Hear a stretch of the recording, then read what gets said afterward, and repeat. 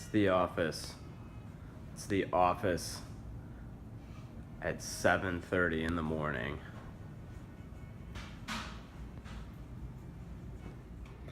Hey, yo everybody. This is so interesting. I'm back in the United States. I came back from Edinburgh. I've been back for 3 weeks. I hadn't done any videos because it's been exhausting. I've been like super tired. Jet lag, doing stand-up comedy for an hour a day.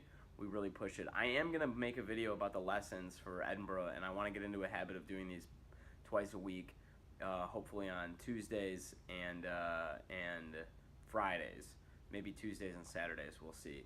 But today's video, I want to talk about something that came up when we were in Edinburgh and was really important, and that's the concept of like alpha. Like, there's a lot of dudes, a lot of guys who talk about alphaness and talking about like being in charge and like, you know, demanding respect and like getting your way and all these kinds of things. I think it's really important, but one of the things that came up when I was in Edinburgh talking with William Petit was that I've noticed that in my life I've been able to, I think, gain a lot, make a lot of progress, and have a lot of success by not trying to be alpha all the time. That is, there's a time for you to do it, and there's a time for you to not do it. And it's important to recognize when it's important, when that time is to step up and really like push, and when it's time to let others lead and just take a step back and really save your talents to serve others. So one of the things that I want to talk about is like there's not always an opportunity to do this, to be, you know, in this pressing position of leadership. When you truly do know better, I think, when you see that there's an opportunity to step in to make a difference, when you see that there's a plan, or when you see that, especially in a situation where there's a dereliction of leadership, meaning that there's a place where someone should be calling the shots or saying what's happening, and that's not occurring, it's better for you to get up and do it than it is for nobody to do it. It raises your status. It calls attention to yourself, and really, it's better than, I think, letting something, especially a project that could fail, that you see from failing. It looks good on you even if you failed. You tried. And that attention that you get from it is, I think, very valuable. The problem is that there's a lot of circumstances, and here's the story I'm going to use, where stepping up is not a great thing. So one of the things that growing up in a mixed community like I did, I noticed in Metro Detroit, was that there was a lot of people who would really try to out-alpha the police. That I lived near some government-subsidized housing, and all the people who lived there would constantly be getting in trouble with the police. We had this one guy, my friend Phil, his brother and his brother's friends would sometimes, like, the police would show up, and then they'd start trying to, like, mess with the police, or like try to tell the police who is in charge or something. Like, this is my neighborhood, you know, you guys coming in here from, yeah, you know what, they work for the government, man, and they have the power to shoot or arrest you. Like, what are you trying to do to out alpha the police? Anyway, the story is this, basically. Like, if a policeman shows up, he clearly knows what he's doing. Maybe, I mean, mostly.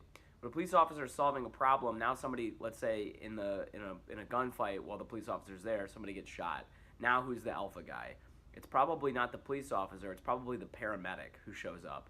So, like, whatever the problem is, whatever the situation is, it's okay for the police officer or for you to step back and let the paramedic do their thing.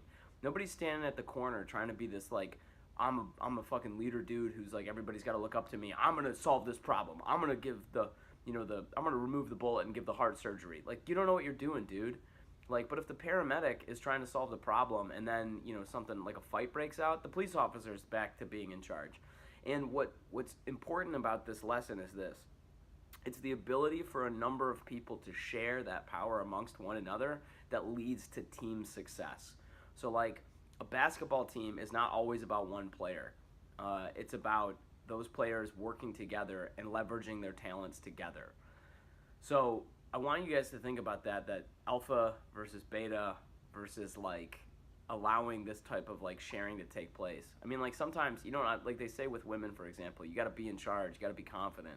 Well, sometimes sometimes the most confident thing you can do is not try to be in charge. That it's actually weakness to try to be in charge all the time. It speaks of insecurity. So maybe it's okay for you to just chill out and let somebody else have their way and not have it be a big deal.